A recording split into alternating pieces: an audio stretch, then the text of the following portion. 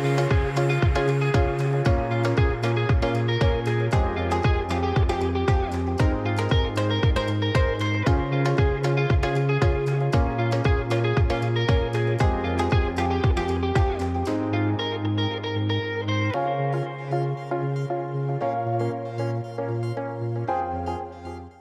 everyone, welcome to the third video of my Working in Germany series. By the way, did you notice the background? Because I'm in Zurich city today. I was visiting the city and I thought why not make a video from here. So this video is all going to be about questions and answers asked during the interviews. But if you have not watched my first two videos in this Working in Germany series, I would recommend watching them first because in the first video I have talked about my experience here in Germany after finishing the masters, making the job applications and preparing for interviews. The second video that I have made was all about making the job application and then preparing the documents like cover letter and CV. So now this is the third part of the video. So I would recommend them. I would recommend you watching those first. And if you have not subscribed to my channel yet, please do that because it would not only encourage me to create more content for you, but also it will notify you whenever I'll post a new content. All right. So let me give you a brief idea about what this video is all going to be about. What I'm going to talk in this video. So as I told you guys before that this video is all about interview questions. But before that, I'll tell you what will be the interview rounds, what kind of questions you can expect in each round, and what will be the questions and how you can answer those. All right, but that is not it, because interview is a two-way process. So as much as they want you to hire you or as much as they want to know you, you should also be also asking them questions. So at the end of this video, I am going to tell you what questions you should ask to the interviewers after you made a job application, and if you hear from them and if it is a positive response, that means they would like to get to know you. So they'll schedule the initial round of this interview process, and usually it lasts for 1 hour most of the time. So usually it is attended by uh, HR only sometimes, or HR plus the team manager. Okay. So the first question they ask in this type of interview is like, can you tell us about yourself? So I think that you should have done some research beforehand before you may answer this question. Instead of repeating the career history, I think you should answer in a way that you can relate the job requirements to your work experience, some incidents in your work experience, or projects in your education history. So you can form your answers in that way that you can relate to the company values or company products, how you got interested in it, like that. In that way, you should also tell them that why you applied to that position. Basically, why are you interested in that company, working in that company? Why are you interested in working in that role? Basically, so before they ask them, you should only tell them that. So now the thing is, this as I told you, this is the introductory part, and sometimes you can even expect some questions like, why did you choose Germany? Why did you want to study in Germany, or why are you applying in why are you applying to German companies? So I think you should have prepared such questions as well. Apart from that, you can expect some questions related to your project work, related to your work experience, the project you did during your work. So I think with these type of questions, they want to get to know how you are suitable to the job role. At the end of the interview, they'll ask you if you have any questions for them or not. Basically, it's a test that they want to know how much you are interested in the company or how much you are interested getting to know them. So at the end of every interview or every interview round, you should ask questions, and I'm going to tell you at the end of each round what questions you should ask. So for this type of questions, since it's an introductory round, you shouldn't be asking any too much detailed questions. Basically, you should be asking a little detail about your work, like what kind of job basically it is, or what will be exact role that you will be playing there, or what will be the specifications of your job role. So that type of questions you can ask. And apart from that, you can ask like, what is the company culture, how is the company environment there, how big is the team. You can also ask like, do they provide any trainings or not, because you'll be willing to learn some new skills. You have to learn some new skills, and you should ask them that do they provide the trainings or such kind of things. Or you can also ask like, do you have to connect with any other departments or any other teams, as part of your job roles, or what will be the teams, those teams that you'll be interacting with. So these kind of general overview questions you should ask at the end of these introductory interviews, that will show that you are interested in the company, interested, you are looking forward to work there basically. So I think that will summarize this part, and maybe we can now move towards the next round of the interview. One thing I forgot to mention in the first round was the salary expectation. They also might ask you about your salary expectation, and you should be prepared about it. So when you will be doing your research on the company, also find out about the salary, how much salary do they give for what position, and you can get to know about it from resources like Glassdoor, Kununu, or in Germany, Gehalt.de is there, or Ambition Box. So using these resources, you can find out about the salary for that particular position, and you can quote that. But in that way, when you'll be quoting your salary, I would say give a range or give a specific number. Now, when you'll be giving the range, do not put the range a big. I would say from my experiences, I'll say just keep the 3 to 4K difference, because when you if you are going to keep you are going to say a range, and if it is large, and if they give you the lowest amount from your range, then you are also not going to like it. So better you just give the small range around 2 3 to k difference, euros difference, and otherwise you can quote a single number as well. That also sounds confident. All of that will be in the first round, and the second round, if you hear from them about the second round will be the technical one. Now it depends on what position you are applying. If it is a software developer or software engineer position, the second round will be a coding round or technical coding questions. So it depends on what position you are applying.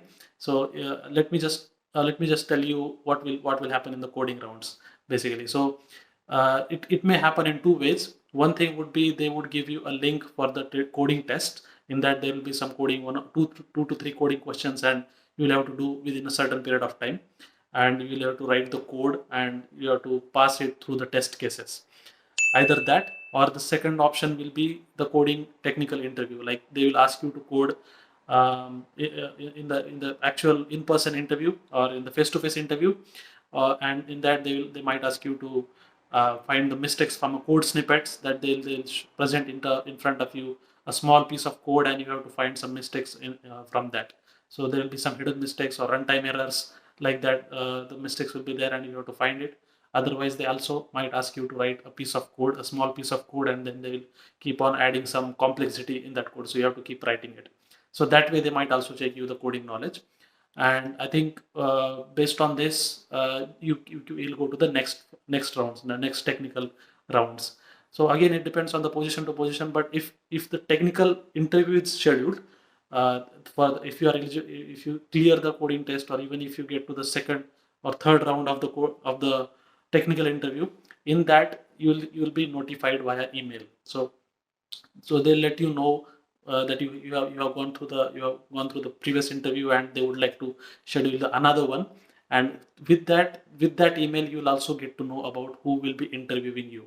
So you'll get to know about their titles and about their names, and you can also prepare that by searching about the interviewers basically. So you can go to sources like LinkedIn or Zing, and you can find out about the interviewers, what do they do, what are their titles, and what are their interests, which domain do they expertise in. So you can get to know about that, and then with that you will get to know what kind of questions they will be asking. So I usually used to do that. You can also get yourself informed about the interview questions for that particular company from resources like Glassdoor or Kununu as well.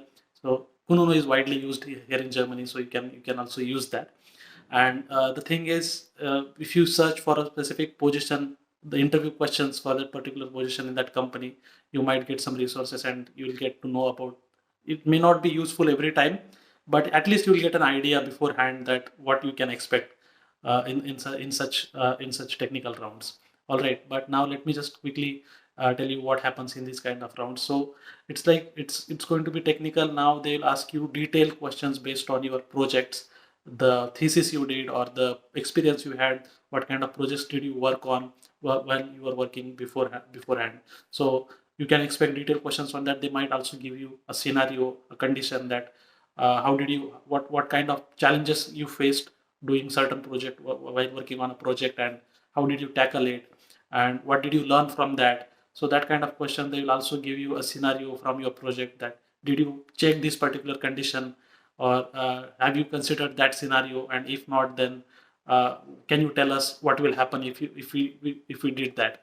So you can basically groom yourself from your technical subjects, and you can prepare for such kind of questions. All right. But in the end, they'll also ask you to ask them some questions. And as I told you guys before, you should be prepared to ask questions at the end of every interview. Now here in this at this stage, since it's not an introductory interview anymore, you can ask some detailed questions, like questions like what would be the exact specific job, or what are the tasks that will be doing in that particular role, or else what would an average day would look like in that particular role. You can also ask like what are the growth opportunities from that particular role, or from that role, and what kind of other technical or management roles that you can achieve uh, from that particular position. All right. You can also ask about if the interviewer is there in the company for a long time, and you would like to know what motivates him, why he is sticking to that company for long. So you can also ask about it. Interviewers may like the questions that they'll tell you about their experiences as well. So you can ask questions like that, and at the end of such rounds, I would recommend asking one question that is really important, that is what would be the next step of the interview process. So there could be multiple rounds, and you don't know, like for some companies it would be 3 to 4 rounds, and for some companies it's more than that. So it's always better to ask this question at the end of each round, that what would be the next process, so that you would also be aware of it, and you can get yourself prepared. So I would recommend asking this question, that what would be the next step, and with that you can prepare yourself. All right. Now considering that you cleared this interview, and now you are going for the further round, for the next round would be the HR kind of round, the HR type of questions. So in this HR round, you can expect some behavioral or situational questions. So these questions could be tricky, but if you prepare them well, you could get past this quite easily. So you can also expect some typical HR questions, like why should we hire you, or what are your strengths or weaknesses. Some situational questions they would ask, and the questions would look like tell me about a time that you faced a challenge, or tell me about a time that you showed a leadership skill. So and like what did you learn from it, like from the challenge you faced, or tell me about something that you are proud of. you know so such kind of questions can be answered with star method. The situation, task, uh, action, and the result. So they'll give you a situation, and then you can tell them about the task that you are doing from that project, what was the action required that you took it, and what was the result out of it. So if you just google this kind of if you google the star method, you will get an abundant of information, abundant of questions, and the formats that you can answer such kind of questions.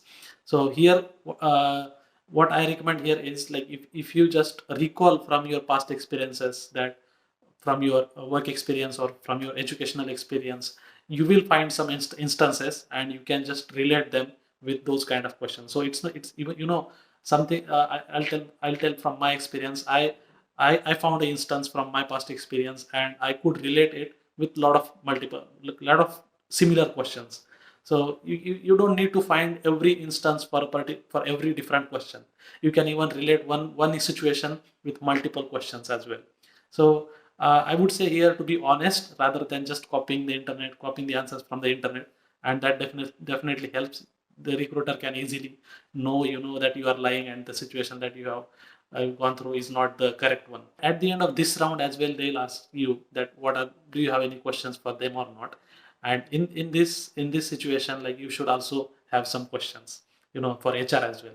So let me tell you what are those questions, what you can ask them basically. So you are not going to ask them the technical details, or the what happens exactly in your work. You are not going to ask them that, but you can ask them that what would be the initial stages of your, like, in the first month when you join.